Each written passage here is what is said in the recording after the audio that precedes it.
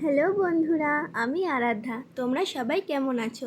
এটা আমার একটা ছোট্ট ব্লগ। আরামবাগে কিছুদিন আগেই শুরু হয়েছে দিঘির মেলা। সেই দিন আমি, মম্মম আর আমার দুই দিদা সেখানেই যাচ্ছিলাম।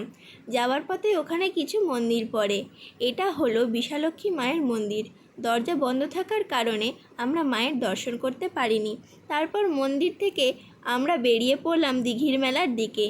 কিছুটা যাওয়ার পর আবার একটা মায়ের মন্দির পড়ে, এটা হলো বিক্রমপুরের মায়ের মন্দির। সেখানেও পুজো হচ্ছিল তখন। তারপর কিছুটা রাস্তা যাওয়ার পর আমরা মেলায় পৌঁছে গিয়েছিলাম।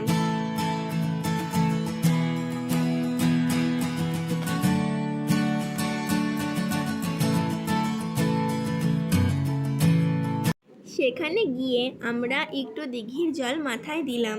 তারপর মন্দিরে মায়ের পুজো দিলাম। পুজো দেওয়া হয়ে যাওয়ার পর চারিপাশটা একটু ঘুরে দেখছিলাম।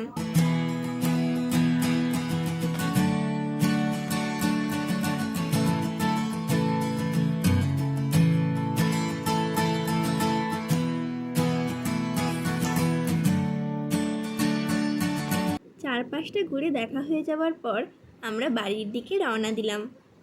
আজকের জন্য এতটাই। দেখা হবে পরের কোনো ভিডিওয়ে।